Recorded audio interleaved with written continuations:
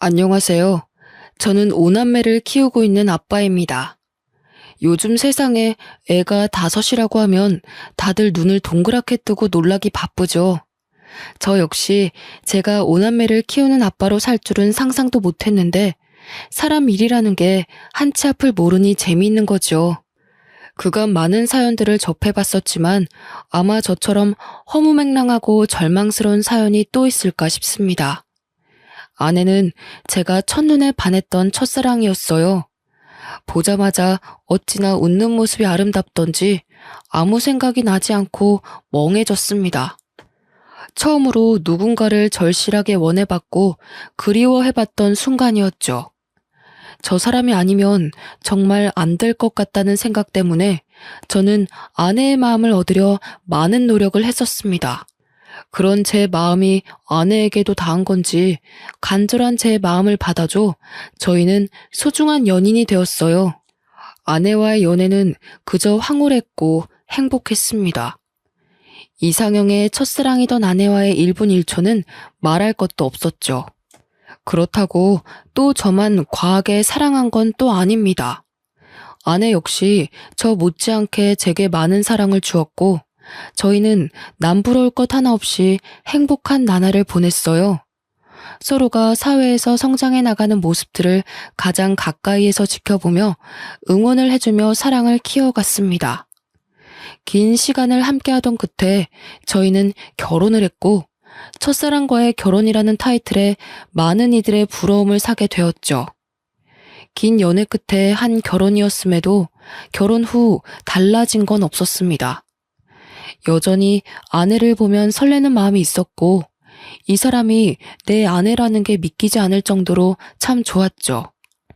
이렇다 보니 저희 부부는 사이가 정말 좋았고 동네에서도 지인들 사이에서도 유명한 인꼬 부부였습니다.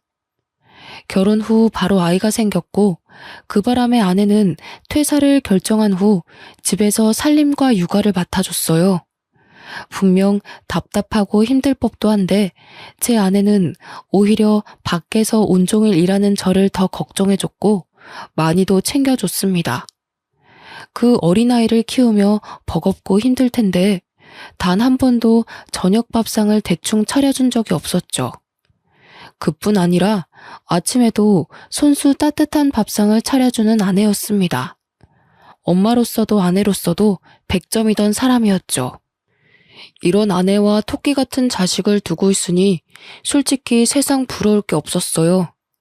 저를 살아가게 하는 원동력이 바로 제 가족들이었죠. 문제 아닌 문제는 사이가 너무 좋아서 그런지 연달아 쭉 아이를 낳게 되었고 결국 5남매의 부모가 되었다는 겁니다. 저희 부부 모두가 아이를 좋아하고 원했기에 3명 정도를 낳을 생각이긴 했어요. 그러나 이렇게 5남매를 키우게 될 줄은 상상도 못했습니다.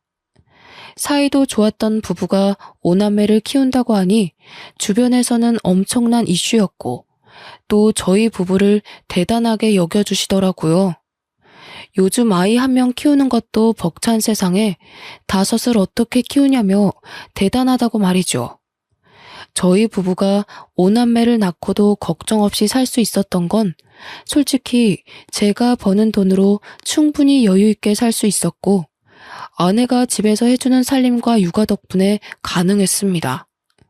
아내도 저도 각자 맡은 일에 최선을 다했기에 5남매를 키우는 건 솔직히 큰 문제로 다가오지 않았죠.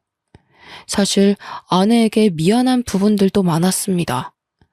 사업가로 승승장구하면서 가장으로서 역할을 다하느라 애들 곁에 늘 있어주는 아빠가 아니라서 가슴 한켠에는 늘 미안함이 있었죠. 그런 저를 보며 아내는 늘 말해줬습니다. 여보, 요즘 왜 자꾸 말끝마다 미안하다는 말을 하고 그래? 진심으로 미안해서 그렇지. 5남매 키우는 것도 벅찰 텐데 힘든 내색 한 번을 안 하고 군말 없이 살림에 육아에 다 해주니까. 여보, 그렇게 따지면 당신도 쉴 수 있으면서도 안 쉬고 우리 5남매 안 굶기려고 휴무도 없이 일하잖아. 그냥 그렇게 생각해봐. 나도 여보도 각자 역할에 최선을 다하는 거라고 생각해봐봐. 비교하는 건 아니지만 다른 집 아내들 보면 독박 육아에 모내해서 힘들다고 하는데 당신은 어쩜 그런 게 없냐? 정말 고마워 여보. 에이, 솔직히 오남매 나까지 먹여 살리려고 노력하는 무거운 당신 어깨만큼 힘들까? 나야 뭐 애들 보고 집에서 살림하는 게 전부인데 뭐. 당신이야말로 늘 고마워. 아내는 정말 외모만큼이나 마음씨도 훌륭했습니다. 이런 아내가 있으니 제가 더 열심히 할 수밖에 없었죠. 그렇게 아내와도 결혼 18년 차가 되었고 이맘때쯤 사업이 더 바빠져서 아내와 소통을 자주 못했습니다. 밤낮 없이 밀려오는 일들을 해결하는 게 꽤 힘들었어요. 이전에는 아무리 바빠도 아내랑 연락할 시간은 있었고 저녁에 잠깐이라도 집에 가서 밥 먹으며 가족들과 시간을 보내고 다시 나와서 일을 했는데 이제는 그럴 수도 없었습니다. 전국을 돌아다니는 일이 자꾸만 생겼고 마음이 쓰였죠. 아무래도 아내에게 아이들 전부를 맡겨두고 제가 자꾸 밖으로 도는 기분이 들었거든요. 아내는 괜찮다며 일이 바쁜 건 좋은 거라고 해줬지만 점점 지쳐가는 아내의 얼굴이 보였습니다. 저 없이 오남매와 사는 게 당연히 힘들 걸 알지만 변해가는 아내의 모습은 왠지 낯설고 생소했어요. 여보, 나야. 연락이 너무 늦었지? 미안해. 밥은 먹은 거야? 애들은 자? 응, 먹었고 다 재웠어. 정말 힘들었겠다. 미안해. 요즘 왜 이렇게 출장 갈 일이 생기는지 모르겠네. 아휴, 애들은 별일 없지? 내가 다 보고 있는데 별일 있을 게 뭐가 있어, 새삼스럽게. 뭘 그런 걸 물어보고 그래. 왜, 내가 애들 제대로 안 볼 것 같아? 아니야 여보, 그런 뜻이 아니야. 당신 오늘 너무 힘들었구나. 끊을 테니까 얼른 쉬어. 내일 보자. 왜? 내가 예민한 것 같아? 할 말 있으면 똑바로 말을 해. 사람 짜증나게 하지 말고. 아니야 여보, 그런 거 아니라 요즘 나 바빠지고 나서 당신이 너무 힘든 게 느껴져서 마음이 불편해. 그냥 힘들면 힘들다고 말해줘 여보. 가정부나 시터를 고용하던가 뭔가 방법을 찾아보게. 내 살림은 내가 한다고 했지. 그리고 내 새끼들을 왜 남한테 맡겨? 내가 알아서 한다는데 왜 그러냐고 왜? 그래 알겠어 여보. 오늘은 우선 쉬고 내일 얘기하자. 한 번만 더 그딴 소리 해봐. 가만 안 둘 거야. 아내는 확실히 변했습니다. 아무리 화나는 일이 있어도 절대 소리치는 성격이 아니었는데 이때쯤은 조금만 뜻이 달라져도 막 소리를 지르며 사람을 당황시켰죠. 이런 아내의 달라진 모습이 화가 나는 게 아니라 너무 미안했습니다. 오죽 힘들었으면 18년 만에 처음으로 저런 모습을 보일까 싶었거든요. 이런 아내의 변화는 그저 제 마음을 아프게 할 뿐이었고 어떻게든 가정에 소홀하지 말자는 생각을 했습니다. 그래서 저는 그 바쁜 와중에도 무조건 지방에 갔다 와도 집으로 돌아왔고 집에서 보내는 시간을 많이 만들려고 노력했어요. 아무래도 제가 집에 있으면 오남매가 아내를 귀찮게 하지 않으니 쉴 수 있었죠. 전 아내에게 그런 쉼의 시간을 주고 싶었고 제 마음이 닿은 건지는 모르겠지만 제가 집에 있으면 아내는 늘 안방에 들어가 침대에 누워버렸습니다. 그런 모습에 내심 서운할 때도 있었지만 얼마나 지치면 그럴까 싶어서 아무 말도 하지 않았어요. 18년 차 부부라고 하기에는 저희 부부는 아직도 서로 조심하는 부분들이 많았습니다. 18년 차가 되면 어느 정도 서로 편해지기도 하고 각자 사생활을 존중해주는 부부들이 많지만 저희는 그렇지 않았죠. 그래서 주위에서 이런 말도 많이 들었습니다. 첫사랑과 결혼하면 18년이 지나도 설레냐는 둥, 여전히 아내가 그렇게 좋냐는 둥 말이죠. 그런데 꼭 첫사랑과 결혼해서 그런 것 같지는 않고 제가 아내를 위하는 마음이 크다 보니 조심스러웠고 그런 제 마음을 아내도 따라줘서 가능했던 것 같습니다. 어떤 문제도 없이 평탄하게 달려온 결혼 생활은 갑작스럽게 금이 가기 시작했어요. 아내가 이상하게 점점 집안일에 소홀해지는 게 느껴졌죠. 처음에는 대수롭지 않게 여겼습니다. 그러나 상황은 정말 심각했어요. 하루는 일을 하고 있는데 애들 학원에서 전화가 온 겁니다. 아, 네. 여보세요? 유니, 미니 아버님 맞으시죠? 네, 맞는데 누구시죠? 아, 네, 아버님. 여기 유니미니 학원인데 어머님이 오늘 픽업을 안 오셔서요. 쌍둥이들 집으로 데려다 주면 되는 걸까요? 네? 애들 엄마가 픽업을 안 갔나요? 우선 제가 20분 내로 애들 데리러 갈 테니 잠시만 부탁드릴게요. 죄송합니다. 오남매를 키우며 단 한 번도 이런 일은 없었습니다. 심지어 아내가 몸져 누워도 아이들 픽업은 꼭 본인이 고집해서 했던 일이죠. 애들이 어느 정도 컸기 때문에 집 앞에 내려줘도 충분히 찾아올 수 있었지만 이건 아내가 강하게 고집하던 부분이라 저 역시 그걸 따라줬었습니다. 그런 아내가 셋째, 넷째 쌍둥이들 픽업을 안 갔다고 하니 놀라웠어요. 저는 급하게 애들 학원으로 가며 아내에게 수차례 전화를 했습니다. 5통째가 되니 그때서야 아내가 전화를 받았죠. 여보, 무슨 일 있는 거야? 지금 어디야? 둥이들 학원에서 전화 왔더라고. 그래서 급하게 내가 픽업 가고 있어, 지금. 아, 그럼 해결됐잖아. 왜 전화를 그렇게까지 해? 당신 의처증 있어? 뭐? 뭐라고 한 거야, 지금? 의처증이라니. 당신이 한 번도 이런 적이 없는데 전화도 안 받으니 놀랄 수밖에 없잖아. 내가 애야? 애도 아닌데 뭘 그렇게 걱정을 하는데. 나한테 집착 좀 하지 마. 숨 막혀 죽겠으니까. 당신 정말 말을 그렇게밖에 못해? 어떻게 그럴 수 있어? 그 짧은 시간 동안 내가 얼마나 걱정했는 줄 알아? 알겠다고. 근데 가고 있다며. 근데 어쩌라고. 뭐? 당신 정말 요즘 왜 그래? 힘든 게 있으면 말을 하라고 했잖아. 당신이 말하면 내가 안 들어주는 것도 아닌데 왜 자꾸 삐딱하게 나오는 거야? 아, 됐어. 그냥 나도 좀 놀고 싶고 쉬고 싶어서 그래. 됐니? 그냥 냅둬. 내가 알아서 할 테니까. 그런 무책임한 소리가 어디 있어. 당신이 놀고 싶고 쉬고 싶으면 애들 케어를 누가 해? 그러니까 내가 애들 시터 고용해서 맡기자고 했는데 그것도 싫다며. 그래놓고 애들 내팽개치고 놀고 싶다는 말이 나와? 더 할 말 없으니 그만 좀 떽떽거려. 짜증나 죽겠네. 이날은 결혼 생활 중 가장 잊을 수 없는 날로 기억되었습니다. 한 번도 못 본 아내의 여러 모습을 봤던 날이었죠. 급한 대로 애들을 픽업해 집으로 간 후 저는 생각이 많아졌습니다. 그제서야 바빠서 제대로 직면하지 못했던 집안 꼴이 보였어요.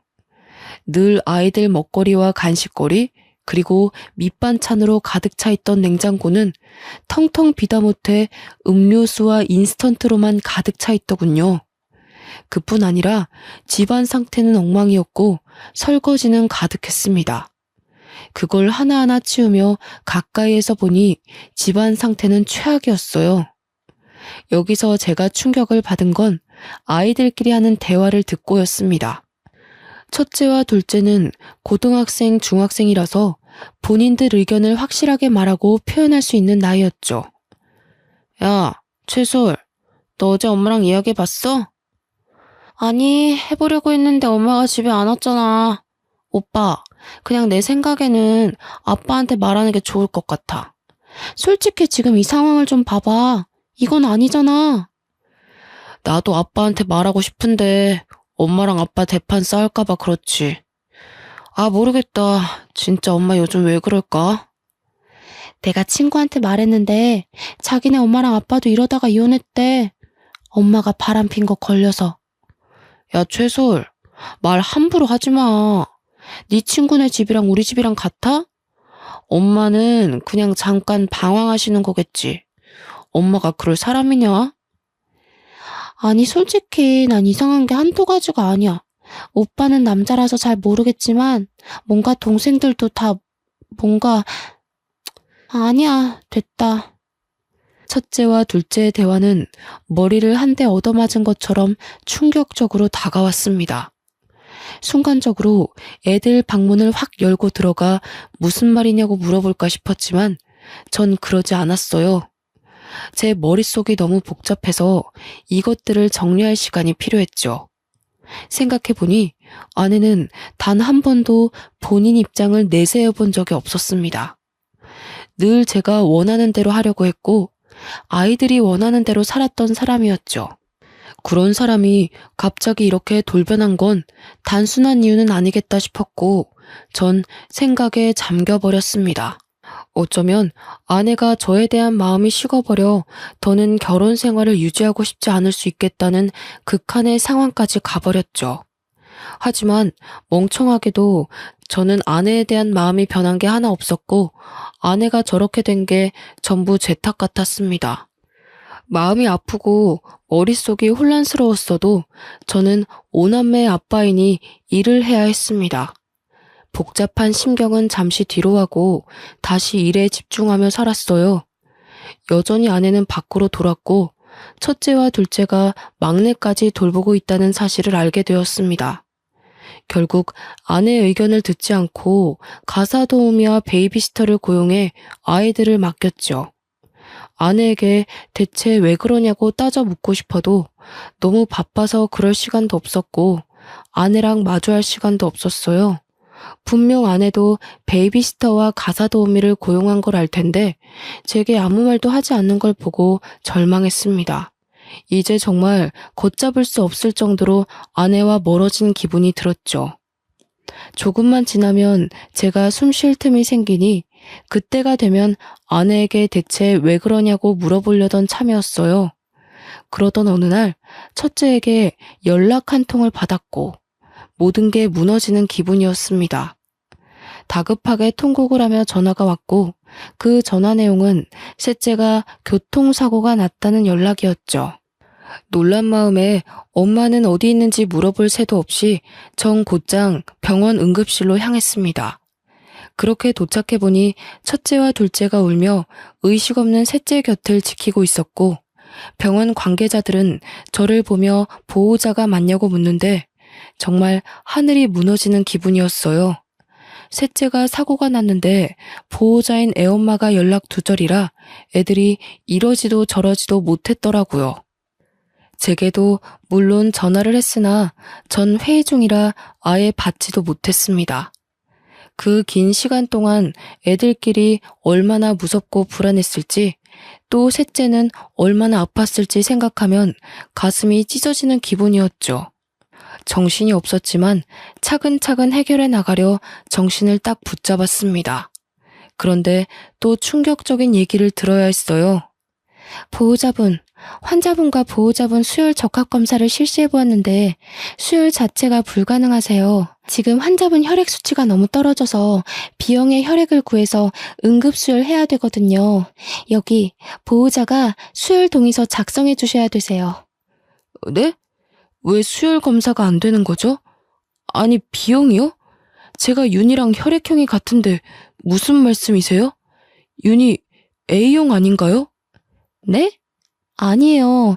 방금 검사실에서 연락받았는데 최윤님 B형이라고 확인받았습니다. 혹시 A형으로 알고 계셨어요? 일단 수치가 계속 떨어지니 서명 좀 바로 부탁드려요. 저는 정말 당황스러웠습니다. 우리 셋째가 B형이라니. 저랑 아내는 모두 A형인데 어떻게 B형이 나올 수 있겠습니까? 그제서야 셋째가 저와 닮은 구석이 없는 게 눈에 보이더라고요. 그러나 아내는 닮은 구석이 있기도 했고 오남매가 각자 다르게 생겼으니 그럴 수 있겠지 생각하며 살았습니다. 외적으로는 닮은 게 없었지만 살다 보니 뭔가 저랑 비슷한 구석들이 보였거든요. 아니, 더 정확하게는 애초에 친자가 아닐 거라는 의심을 해본 적이 없었죠. 셋째와 저의 유전자 검사를 진행하는 과정에서 혹시나 하는 마음에 오남매 전부 친자 검사를 실시했습니다. 사실 두려웠어요. 이미 셋째는 제 친자가 아닌 걸 알게 되었고, 셋째가 쌍둥이니까 넷째도 친자가 아니라는 소리였죠. 그런데 혹시라도 오남매 중 한 명도 내 핏줄이 없다면 이 상황을 어떻게 헤쳐나가야 할지 모르겠더라고요. 그리고 대체 아내가 왜 이런 짓을 한 건지 납득할 수 없었습니다. 떨리고 두려운 마음으로 오남매의 친자 검사를 모두 했고 믿고 싶지 않은 결과를 확인하고 손이 떨리기 시작했습니다. 어떻게 5아이 모두가 친자가 아니라는 결과가 나올 수 있을까요? 저는 아직도 믿기지 않습니다.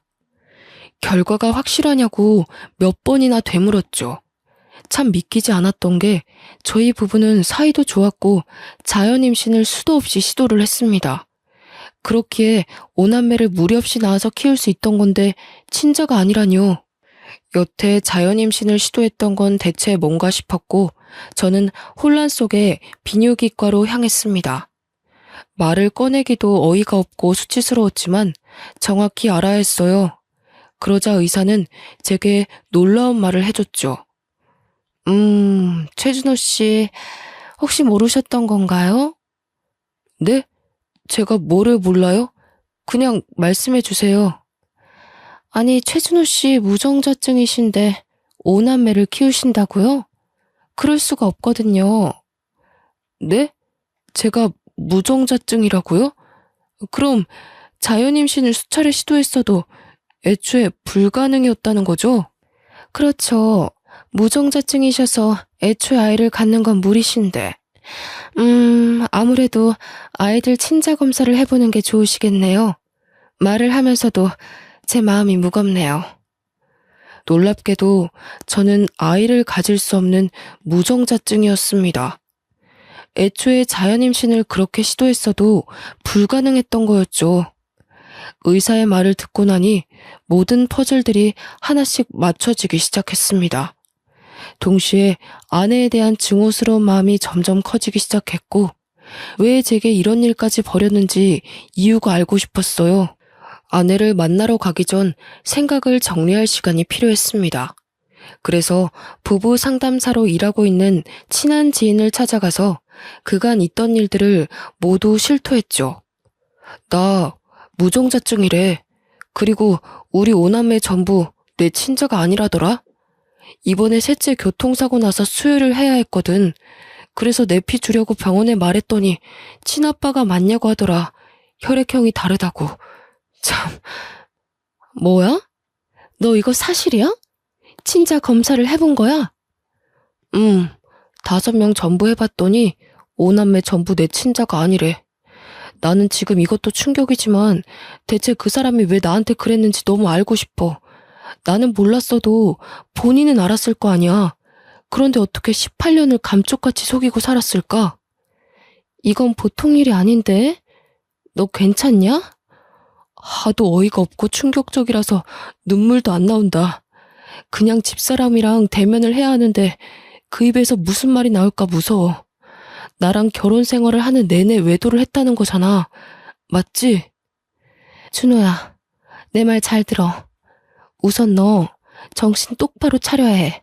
알겠지? 집사람 분명히 불륜이니까 증거 똑바로 잡아야 해. 열받고 감정이 격해지겠지만 결국 이성 찾고 증거를 찾는 게 준호 네가 이길 수 있는 방법이고 복수할 수 있는 방법이야. 어떻게 증거를 찾아야 할지도 모르겠어. 그냥 머릿속이 백지처럼 새하얘. 내가 아는 탐정이 있거든? 내 지인인데 정말 합법적으로 증거 잘 찾아주니까 그쪽 도움 받아봐. 내가 말해둘게. 알겠지? 혼란스러워 아무 생각도 할 수 없었던 저였지만 지인의 도움으로 조금씩 자리를 잡아가게 되었습니다. 아내에게 왜 그랬냐고 당장이라도 따져묻고 싶었지만 지인과 대화를 해보니 증거를 찾는 게 우선이라는 생각이 들었죠. 그래서 열받고 분하지만 증거를 찾을 때까지는 입을 다물고 있기로 했어요. 솔직히 많은 생각이 들었습니다. 5남매 모두 아빠가 다른 건지 아니면 다 같은 아빠인 건지 이것조차 알 수 없는 상황이니 미치고 팔짝 뛸 노릇이었죠. 그렇게 하루하루를 애타며 그 결과를 기다렸고 드디어 아내의 화려한 비밀을 알게 되었습니다. 아마 제 사연을 읽는 분들도 많이 놀라실 텐데 차분히 말해볼게요. 아내에게 상간남은 총 4명이었습니다. 여기서 멈추지 않았던 충격은 이 4명의 상간남들이 전부 저희 집 맞은편 아파트에 살고 있었죠. 결국 애 5을 키우는 애엄마가 한 동네에서 5살림을 하고 있었다는 말인데 전 정말 쓰러질 뻔했습니다. 얼마나 간이 크면 어떻게 이런 짓까지 할 수 있었을까요? 더군다나 애들과 같이 사는 이 동네에서 그러고 싶었을까요? 증거를 찾아다 주신 탐정이 제게 이런 말을 했습니다. 제가 탐정일 10여 년 동안 하면서 이렇게 미친 여자는 처음 봅니다. 애엄마가 집 앞에서 5살림을 차린 건 진짜 처음 봐서 제가 며칠 내내 주의 깊게 본 거였거든요. 제가 착각했을까 봐요. 정말 5살림 맞나요? 증거를 받긴 했는데 아니 상식적으로 믿기지가 않아서요. 별꼴 다 보는 저도 황당한데 얼마나 놀라셨겠어요. 다른 거 다 필요 없고 얼른 이 증거로 상간남 소송 싹 다 해버리고 이혼하세요. 저 여자는 고쳤을 것도 없어 보입니다. 본인의 일이 저렇게 불륜 저지르는 사람들 증거를 찾아주는 일이지만 이런 수준은 처음 봤다며 많이 놀라더군요. 그 놀라는 모습을 보고 있자니 제가 더 마음이 불편했습니다. 탐정이 힘들게 찾아준 4명의 상간남 머리카락을 저희 자식들과 친자 검사를 실시했습니다. 어이가 없어서 말이 나오지도 않았어요. 이 상간남들이 전부 우리 5남매 친부들인데 하나같이 모두 화려하더군요. 첫째 아들의 친부는 우리 집 앞집에 살고 있던 노총각이었죠. 앞집에 사는 사람이라 한두 번 마주친 게 아니라 더 소름 끼쳤습니다. 심지어 우리 첫째랑도 마주친 적도 있었고 놀이터에서 노는 저희를 보며 애가 참 잘생겼다고 놀아준 적도 있었어요. 지금 와서 생각해보면 저랑 애만 빼고 둘은 아주 스릴 넘치는 짓거리를 하며 그 더러운 관계를 유지했더라고요. 첫째 친부의 정체를 알고 나자 온몸에 힘이 빠졌지만 아직도 들을 상간남들이 너무 많이 남아서 멍하니 들었습니다. 둘째 딸아이는 우리 집 윗윗집에 살고 있는 60대 유부남이라고 하더군요. 이 집은 제가 또 잘 알아서 눈물이 날 것 같았습니다. 60대 부부가 참 열정이 넘쳤고 자주 마주치게 되어 저희 집에서도 그 집에서도 함께 술자리를 자주 가졌었죠. 제가 형님, 형수님 하며 깍듯하게 대했고 서로 참 잘 지냈는데 어떻게 이런 일이 생길 수 있는 건지 모르겠더라고요. 심지어 아내가 둘째 임신했을 때 그 형님과 형수님이 저 대신 아내를 잘 챙겨주셔서 비싼 선물도 자주 해드렸었습니다. 그런데 지금 와서 보니 형님은 지혜를 임신한 아내를 챙겼던 거였죠. 저와 형수님을 제대로 기만한 거였습니다. 세상에 믿을 사람 하나도 없다지만 어떻게 이런 일이 있을 수 있을까요? 저는 둘째 친부의 정체를 듣고 참았던 눈물이 쏟아졌고 멘탈이 무너졌습니다. 더는 버틸 수 없었고 듣고 싶지도 않았죠. 그러나 너무 야속하게도 들어야 했고 알아야 했습니다. 셋째, 넷째, 우리 쌍둥이들 친부는 맞은편 아파트에 살고 있는 20대 건장한 청년인데 아마 눈마저 어떻게 불륜을 저지르다 애가 생긴 것 같았습니다.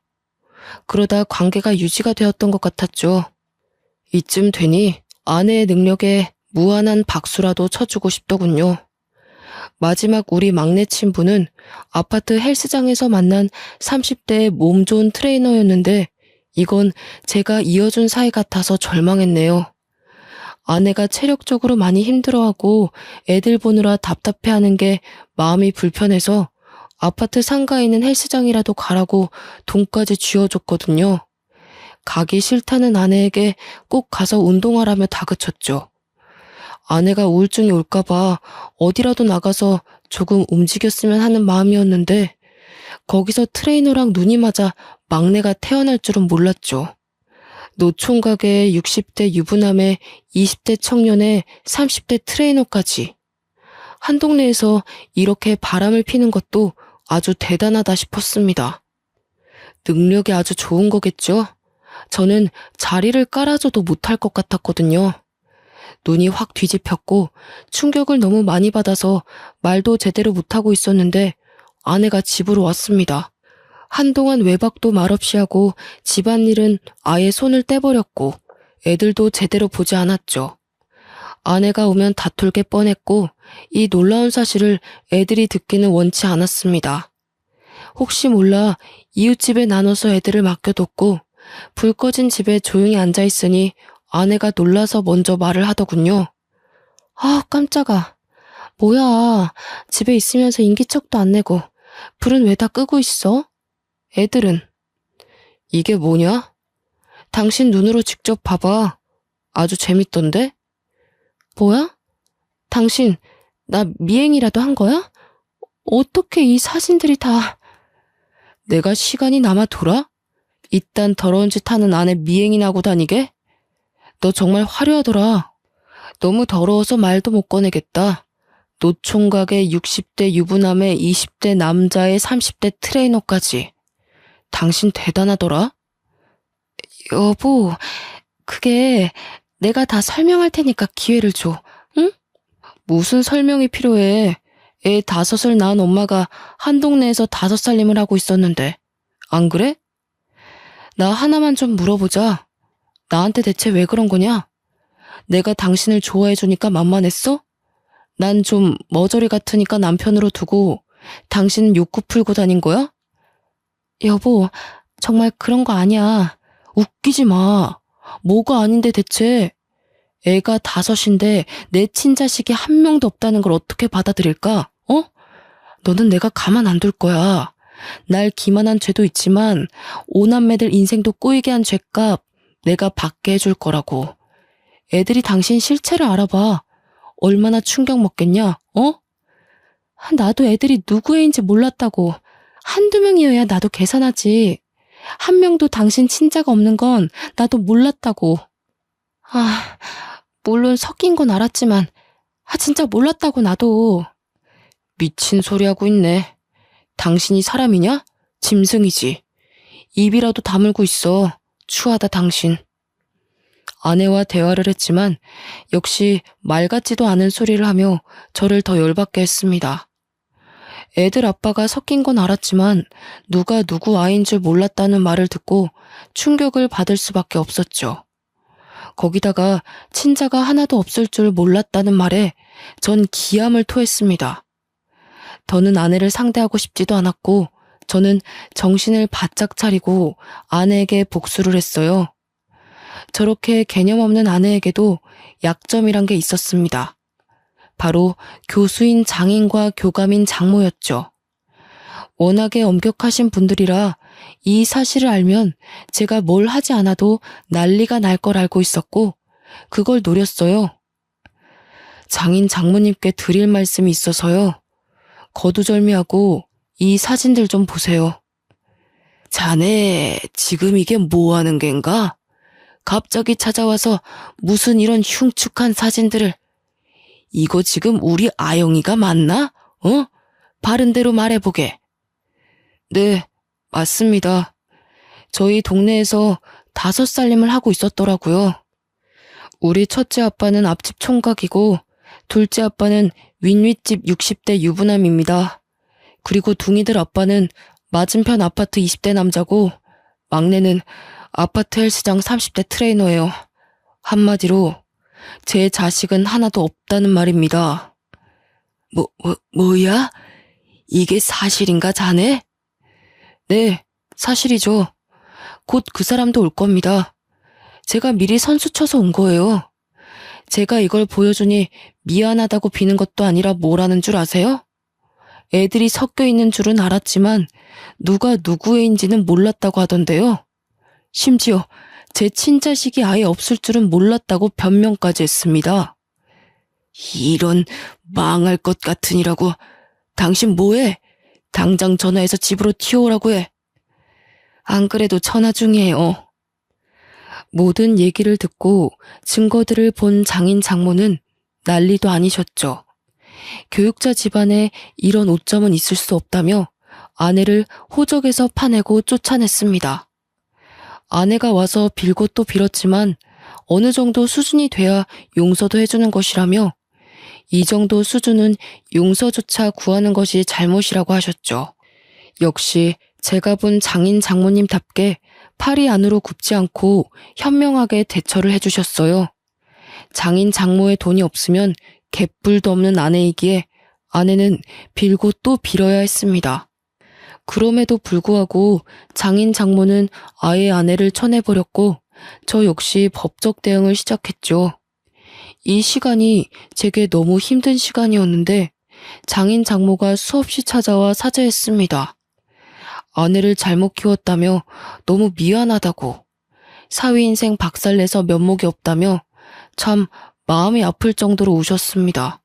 아내가 정신을 못 차리니 두 분이 부모인 죄로 대신해서 사죄를 하고 싶다고 하셨죠. 사실 두 분 잘못이 뭐가 있겠습니까?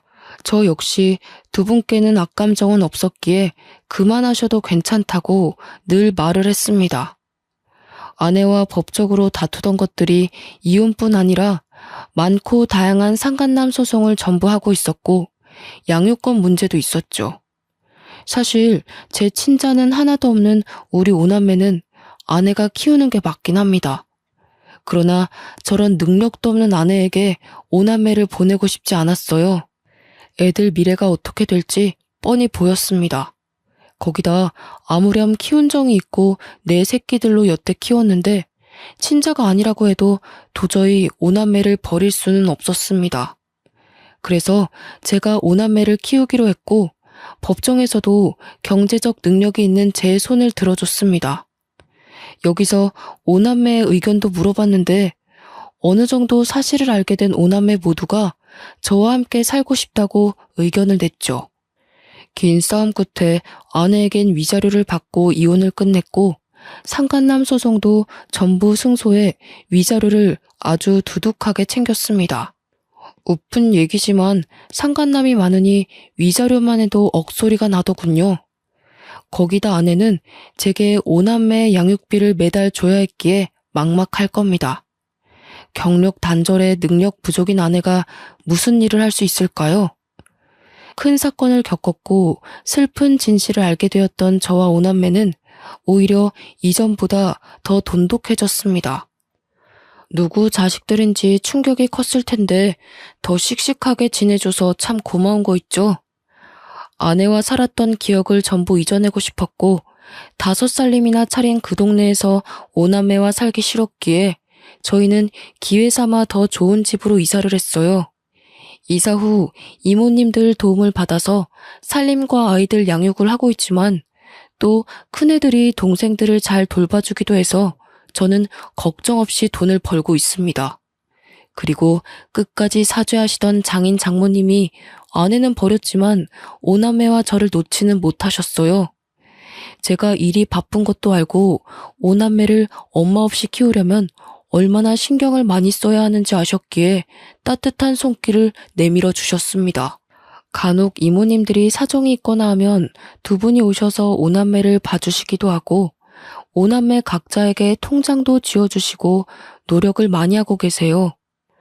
처음에는 아예 연을 끊어버리고 싶었으나 두 분에게는 애틋한 손주들이라 그럴 권리는 없다고 판단해서 아내와 절대 접촉하지 않는 조건으로 허락을 했습니다.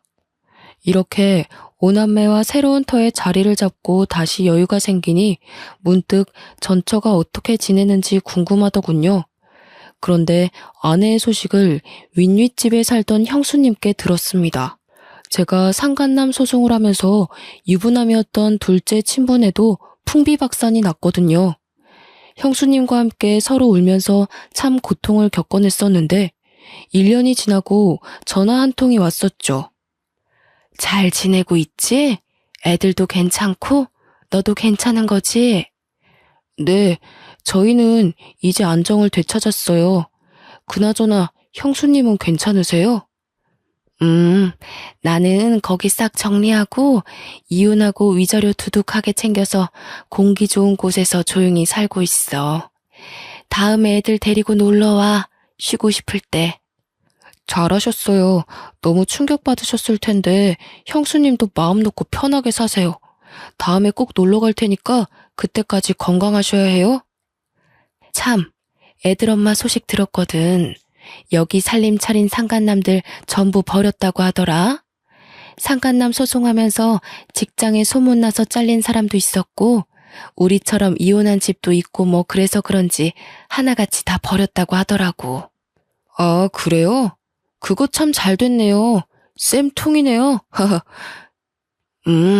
더 쌤통은 친정에서도 버림받았잖아. 그래서 지금 오갈 곳도 없고 돈도 없어서 숙식 제공해주는 식당에서 설거지하고 뭐 그런가 봐. 5살림하며 화려하게 살던 게 아주 꼴 좋더라. 우연히 들은 전처의 소식은 한편으로는 불쌍하면서도 쌤통이었습니다. 그러게 조용히 잘 살지 왜 그렇게 무모한 짓을 해서 팔자에도 없는 고생을 하며 살까 싶었죠. 저는 지금도 앞으로도 오남매만을 위해 살 겁니다. 주변에서는 그렇게까지 왜 책임을 지냐고 하지만 누가 뭐라고 해도 제 자식들이거든요. 제 사연을 끝까지 봐주신 분들도 왜 친자가 아닌데 키우냐는 말보다는 오남매와 제 앞날을 응원해 주시길 바랄게요. 긴 사연 들어주셔 감사드리고 돌다리도 두들겨 보고 건너자고요, 우리.